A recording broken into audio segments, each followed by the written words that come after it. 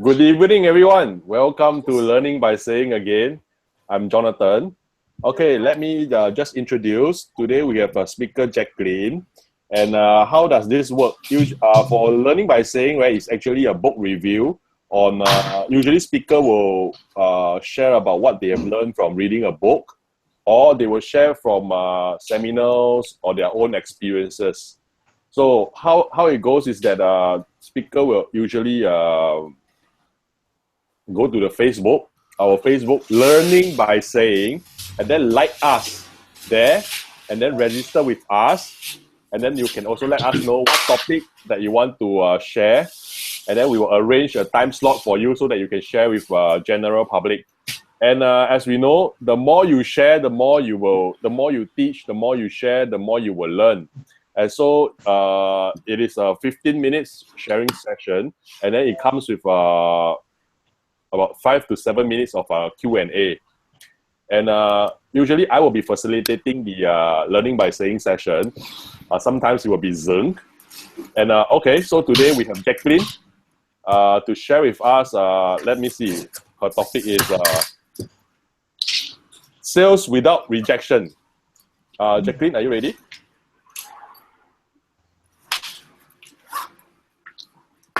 Sometimes Learning by Saying also encounter some challenges. Like, we lost connection with a speaker, or sometimes we lost connection with participants. Or I think I hear Jaclyn. Jaclyn, are you there? Today we lost connection with her. Okay, so how it works is that while we lost the connection, right? We will chit chat for a while. Anyway, the time is 9:15, then we start. Okay, let me explain a little bit more. So since now we have time, right? If you're watching outside at YouTube, you can actually go to the Facebook and then type Learning by Saying. And do remember to like us, and then you can get more information. We have past records of recording from our past sessions. You can learn a lot from there, especially Zeng. He has spent a lot of time actually sharing with us on Tao Te Ching and on a lot of very philosophical topic, which is very beneficial. I apply them personally myself. And Zeng, why not you say a few words? By the way, Zeng is the initiator of Learning by Saying. So Zeng, maybe you can share with us. Just have a few words. Okay, so thank you. Yeah, thank you, Jonathan. So okay, let me explain what is this? Why is this group, or why is this activity, right? Okay, based on the research, conducted like in 1970s, and also I learned this from Robert Kiyosaki in one of the book.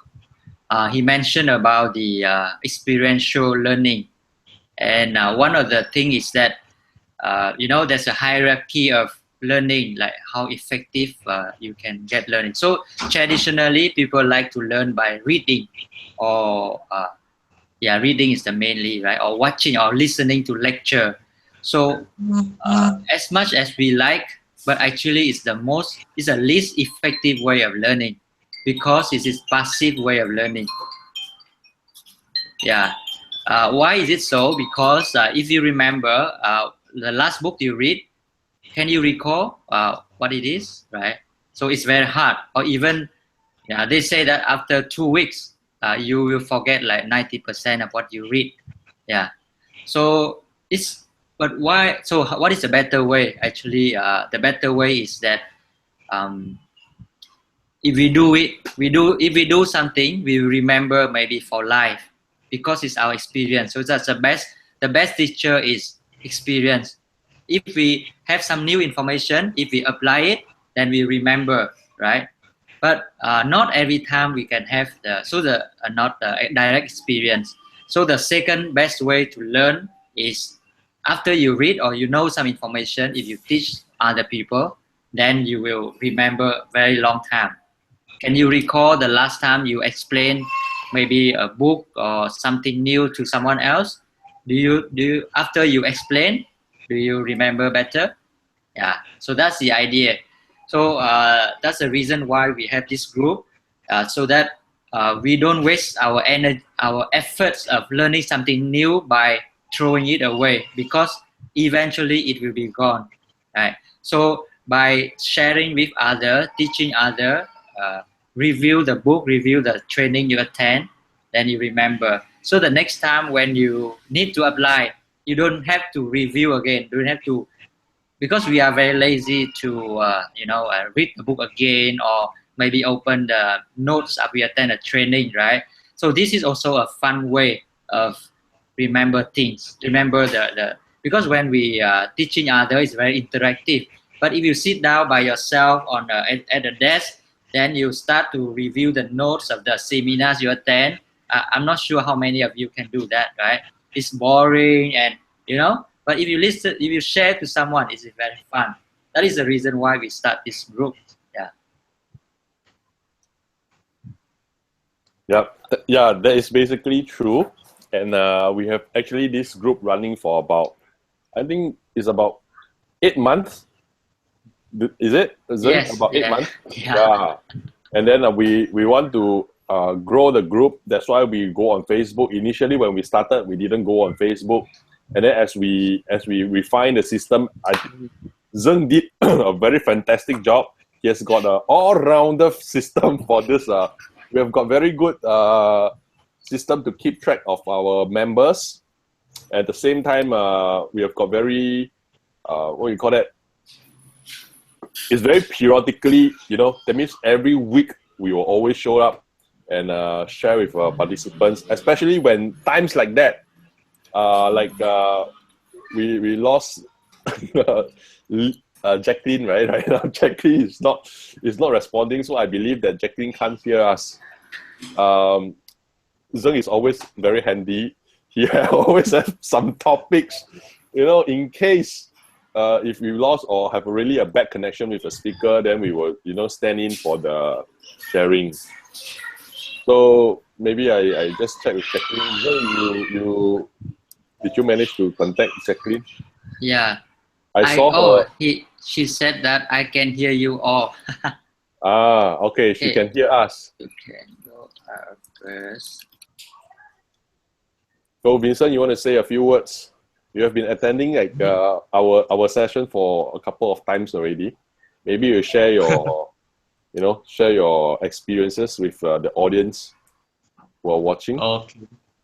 For what I experienced from here is I can learn something from others. Like we're not just learning from just what we learn. We can learning from the others, so we can know about the knowledge from the others people. So what they teach us, we can apply into our life.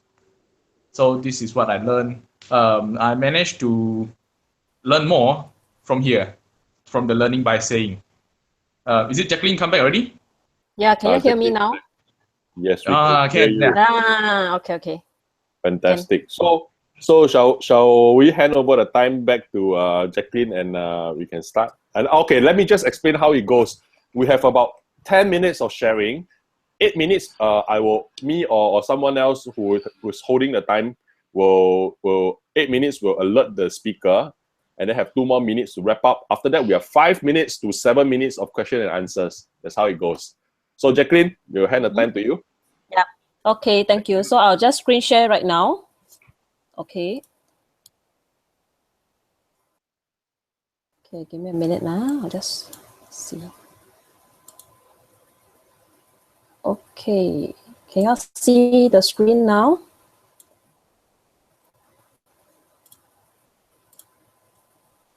Okay, wait. Yes, can see. I can see. Can I? Okay, can. So I put it up first. Okay, today my topic is regarding sales without rejection. Okay, so actually rejection is very normal. In our daily life, we get rejections most of the time. But then for sales, actually, we need to learn that we do not take rejection from sales personally, because it can be very negative sometimes when we get rejection from sales. And you have to take it that it's a very, and then you have to learn also and know more why there is this rejection from your sales. Developing your fear of sales, you should be taking it as a learning journey. So actually more rejections, you get more experience and you get more confidence in your sales as you go forward. So when you get your rejection, you go through by analyze strategies, review your target market, and also to design a better sales pitch. So sometimes we will wonder why we don't have any sales today. Okay, most of the time we will feel, we will always think that, okay, this is what I think my customer needs, so I will sell this to them. And then probably I will sell because I need the money, let's say for commission and then at the same time, sometimes we will tend to tell customers, say, you need this, you need that. Okay, but all these are very wrong in sales because people will only buy what they want. Okay, for example, for slimming, you know that they need to slim down, but they want to do it without dieting or exercising. That is their want. Okay, and then for advertisement, sometimes you want to sell advertisements for companies.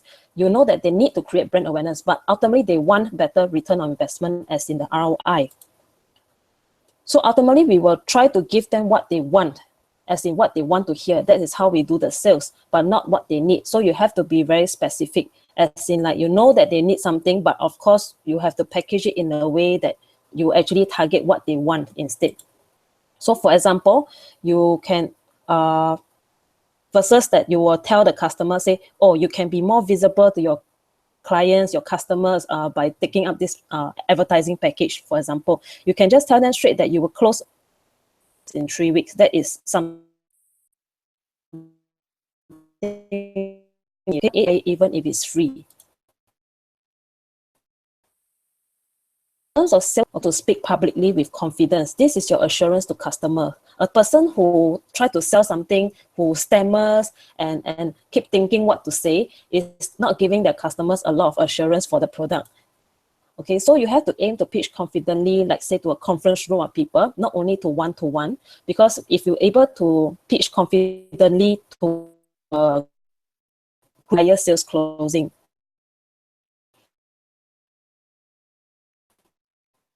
okay, so you say be very elections, and that includes like proposals.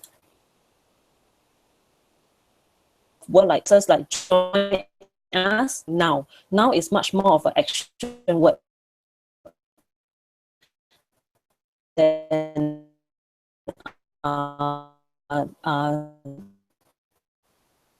join us. Okay, others, let's say the big, you see how others are doing their copywriting in terms of their advertisement and sales pitching. So you can actually get them to be, because you learn not buy their plan. Okay, and then again, that is to sell without sound. Okay, this is something that most MMs they are trying to do, sell not all through testimonials, customer stories, education, etc. So ultimately, we also have to adapt to changes because the world is changing. So our sales tactic and pitching also has to change. So the market is always changing. So you have to learn to adapt in order to survive. Okay, you have to observe how technology is changing. Okay, versus the olden days where we do sales through cold calls on the phone, Facebook, and then now they're doing conference over to conference to have a conference together. They are doing and methods of sale to your product. You have to find your very own method of sales.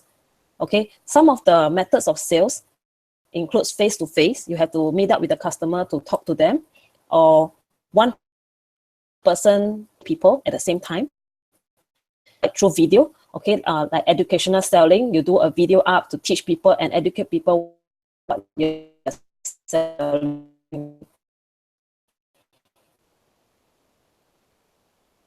Educate and tell product and your service. So a stage, not only on stage to perform, but also to actually to invite your client to tell them you are doing.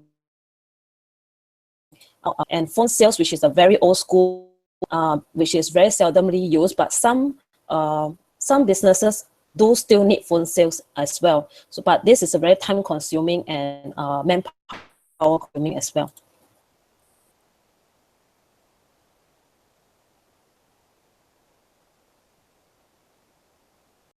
Steps, 3 steps to overcome.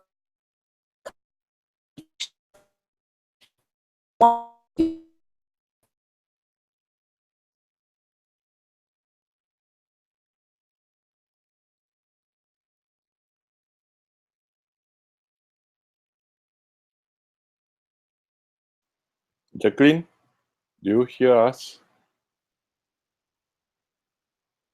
I think we have a breakage. Huh? You're not connecting with Jaclyn properly.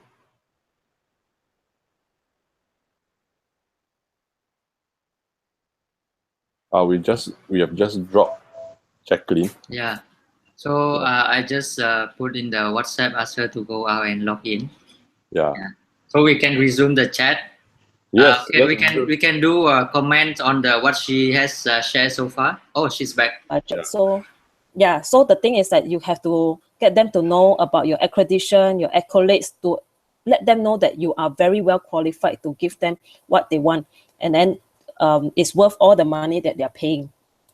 Okay, and then another reason is probably they do not see the value. Okay, so this is where you sometimes have to give the free values, let's say like report downloads, your ebooks, your tips, to actually let them know that you are very well versed in what you do. And they might not be convinced of the results. So this is where you come in on the guarantees, like the 100% satisfaction guarantee, the money back guarantees, and also your testimonials from other customers who are facing the same situation. Okay, so in order to start selling smart, you have to strategize, take action, and also to adapt to changes as well. Okay, so this is how I actually end my presentation. Okay. Thank you, Jaclyn. Thank you. Thank you, Jaclyn. Okay, thank you. Very good sharing. Yeah, after Jaclyn has shared, right? I also think back. Yes, there's some of the traditional way of selling is slowly going to phase out. Nowadays, a lot of people are going online to do what we call online sales or pitching. I even have seen some people, they sell online for 8 hours. It's like a it's like a 3-day seminar kind of things, and then they are selling a course, and then it's really 8 hours. So for 3 days. So it's an in thing right now, and technology gets better, right? And then as technology gets better, people tends to go online to buy stuff, even courses, and right. And then the platform like what we are using right now is going to be improving soon, better and better. So there's absolutely it's a very good platform to go online to sell things rather than have to meet client, book a place face to face, and do all these kind of things. So I absolutely agree with you. And then right now, maybe we are just open to the floor. Whoever have a question can, you can ask Jaclyn. We have 5 minutes to 7 minutes for that.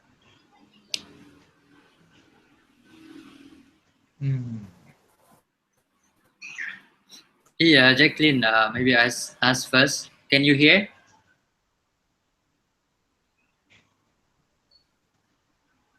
Can you hear Jaclyn? I think Jaclyn, we lost her again. Okay. Yeah.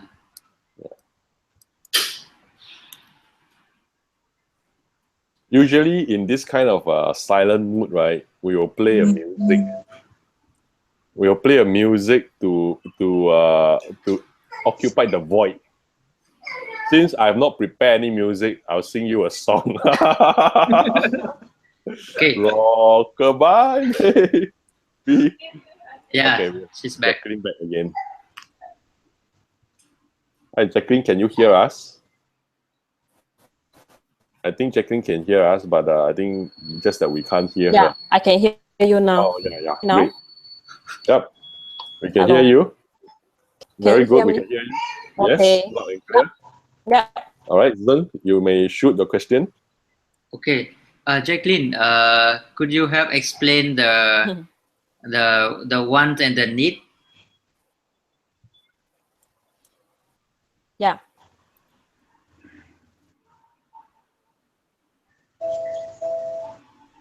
Hello? Hello, Zeng. Yeah. Yes, yes, yes. The Can. wants and the needs. Yes, that point. Yeah. Okay. Can you repeat it? I can't really. It broke up just now. Okay. The question is, you mentioned customer buys because they want, not because they need. Yeah. So, because it's something really new for me. So, could you have explained a little bit more, or maybe give example, or Okay. Because for businesses, right, probably the thing is that most people, they do not realize that they really need something. So ultimately, they will actually look for the things that they want instead. Let's say I want to have more customers, I want to have more sales, I want to have more product sales. So the thing is, partner, they are very, very focused on it. They actually forgot about what they really need. Because for us as a third party, we're selling them something, we actually know that what they need instead of what they want. So instead of like selling them what they need, which is blinded to them, we sell them what they want. So it's easier to close them that way. Do I answer your question?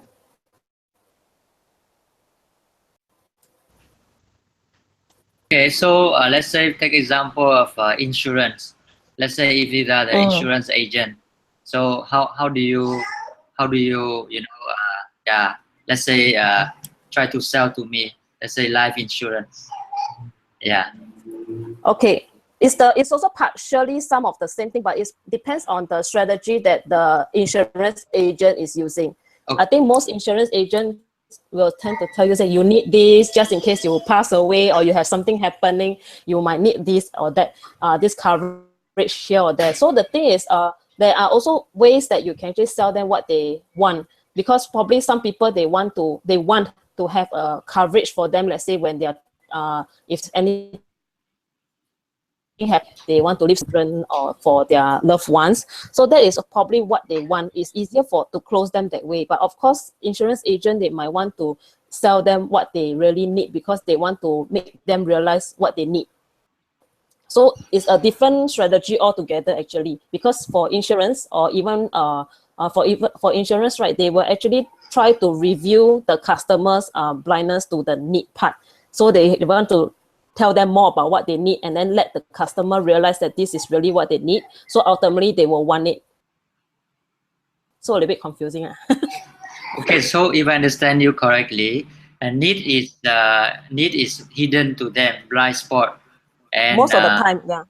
Okay, want is what they know, so easier to sell through the want. If we know what they want, then we easier to sell. Is it correct that way? Yes, that's the way. Okay. Yeah. Thank you. Yeah. Welcome. Okay, maybe I'll do a dry run with Zeng. Zeng, you may on your mic. So now I'm the insurance agent, and then you can Jaclyn, you may just want to give us some pointers after I do the dry run. Okay, sure. So now I'm selling Zeng some insurance. So I will ask Zeng because I know that Zeng wants some coverage for the family. So I will focus on his one. I will first focus on his one. So I said, Zeng, do you want? Okay, I focus on the need. I don't know which to focus. I just sell, I just sell. So I know that the insurance premium is every month is $1,000, and I know that this guy is making about 1,008. Okay, or maybe 2,008. Give it an amount, something which is a pinch if he's going to fork out $1,000. Okay. Yes. So I will say, Zeng, you love your family or not? Then you answer. Yes. You have kids or not? Yes. So touch wood, because accident we cannot foresee. Yes. What happened if you pass away, or I said, what happens if you have an accident, right? Do you want to leave $1 million or $2 million to your kids and the family? You want $1 million to you, your family, or you want $2 million to your family? Yeah, I think either is okay. Either is okay, right? Let's Yeah. say 2 million is better, huh? The more is better than less, right? Okay. So I will not tell you how much is a premium. Example, I won't tell him. But Yeah. I know that the premium is 1,000. Yeah. So the next step, I will just tell him. So you sign on this dotted line. If you pass away, right? Yes. You will get $2 million. Okay. So after he sign on dotted line, or after he will ask the question, sign on this dotted line, how much is it Yes. that I need to pay every month? Yep. Then I will start to reveal to him why he needs to pay $1,000 and how he can use that $1,000 that he's paying every month to get him $2 million in the event if he pass away, because he loved the family very much and stuff like that. So I sell him his one. I tell him about his one. Then after that, I will explain to him he need to do this. He need to pay this. He need to set aside. So this is what the dry run is. So maybe Jaclyn, you can give us some pointers on just how the thing that I have just, Okay, because I'm not an insurance agent, so I'm also not very sure how they always sell that thing. Okay, then anyway, but I thought that it's like probably the thing is, Zeng might want coverage. Okay, but he's not specific as in what kind of coverage he wants, because the insurance agent is the expert in this. So probably he's relying on the insurance expert to tell him what he really needs, so-called, and then in order to match up to his want. So that is the thing, is that he wants a coverage, but he's not sure what he really needs. So probably that is the case where the insurance agent will have to review and tell him more about what he needs. Let's say for his lifestyle and his work, maybe he's working in a very high risk environment, and probably Zeng might want to have more coverage in order to provide for his family when he's not around or he's unable to work anymore. So that is the role of the insurance agent, to actually tell him, say, okay, this is what you want, and then the policies. But instead of just showing him and showcasing all the policies that's available, probably the insurance agent has to go through his lifestyle, his workplace, to know better what he really can target on his want, and then at the same time review the need that he needs, that will trigger his want even more. Maybe that is how I put it lah. Yeah, I also got your essence on this. And I do have a questions. Is for example, if I want to do a sales, right? So actually I should be targeting on the needs, right? Or I should be targeting on the want, the customer want. Actually, is what they mentioned is that what I learned is that we have to target on their want, because that is very clear to them. For example, is the slimming part or the beauty part. The ladies will want to look pretty, okay, but maybe that is not really their need lah. Probably it's like slimming, for example. I give the example, they need to slim down because of probably health reasons, or probably because of some other personal issues. So that is their so-called need. But like there's a lot of people outside who really needs to slim down, but are they doing it? They're not doing it, because ultimately they need to slim to them. It's not blind that it's not, so there's not much of a desire to. So if usually for sales, right, we will try to trigger the want. We will try to identify what is their biggest want in the product. Let's say for the example that I give for slimming, but then they want to do it to do it fast, quick, no diet, no exercise, quickly, and then probably cheaply also. So if offer a product and services that targets what they want, it's easier to close them that way, rather than keep selling to them, say, no, you need to reduce your weight because of health hazard, all this kind of thing. It's not much of a trigger to buy, actually. Okay, so if I hear you correctly, is go for That's their my- go for their desire first. Yeah, Yeah, desire, that because usually the desire is one. Yeah. Then along the way, we will educate them on what they need to do in order to meet their desire. Yes. I think it's along that line, right? All right, Vincent, do you have any questions that you might want to pose? My question is how to keep the momentum, like keep selling the products. Like if the first month I don't get the sales, second month I don't get the sales, how to keep momentum to keep failing like that? This is Okay, my question. Vincent, for one of the strategies mentioned is that if you end up getting rejection, you have to review and analyze what might possibly go wrong. Probably is it your sales pitch that is driving your customers away, or probably you did not really target your one, or you're targeting at the wrong market altogether. So probably that is something you have to analyze, because if having the same response is because you're probably, let's say if you keep doing the same thing, and of course you'll sure get the same response. So you have to trial and error and start changing here and there, which is I call the A/B testing. Like you test around, probably change and you see how's the response like. Probably it will improve on there. So in terms of increasing your sales, that is how, even there's rejection, you can actually counter it by actually readjusting your sales method and sales strategy. At the same time, try to counter what the customers is afraid of buying. Let's say their rejection reasons, like the one I mentioned behind. Yeah, so I'm not really sure if I did answer your question, Vincent. Okay, you did answer my question. Thank you. Thank you. Welcome. Okay, so okay, the time for the question is also already up.